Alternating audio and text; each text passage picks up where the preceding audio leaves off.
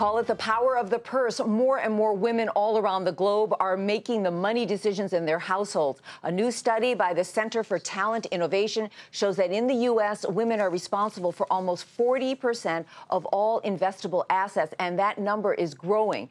But surprisingly, only half of them rely on a financial advisor on the best ways to save and invest.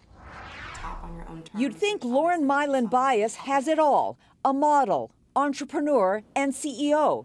Now she even has a book to help others maximize their potential. Financial well-being, my future, planning for my future, even in my modeling days, was always very, very important to me. I was the girl who was not buying the fancy shoes, the Jimmy Choos and the Louboutins. She was gutsy enough to have started several companies from scratch, but when it came to managing her money, she was anything but a risk taker.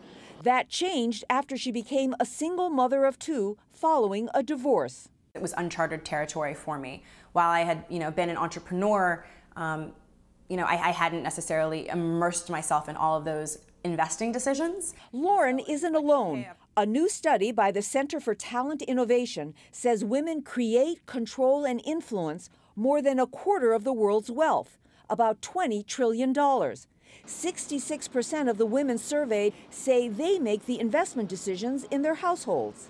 There are certain studies that even project it out to be women eclipsing men over the next several decades. Stacey Francis runs a wealth management firm in New York with a focus on women. She says women, like men, want a good return, but it's tougher to convince women on the value of having a financial advisor.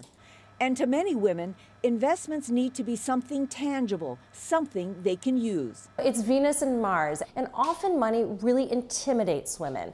And so a topic that's intimidating, what do we do? Do we embrace it? No, we go shopping. Part of the problem is confidence. Many women are less likely than men to consider themselves knowledgeable about their finances, and they fear that an advisor might force them to make risky decisions. Bias has been working with Francis. She says the key is to nurture the relationship. Trust has to be earned. The relationship boils down to communication, right? Most women aren't going to want to get their quarterly report or their monthly report in an email with very little face time. Another interesting conclusion from that study: confidence is less of an issue in China. Women were almost as confident as men when it comes to money issues.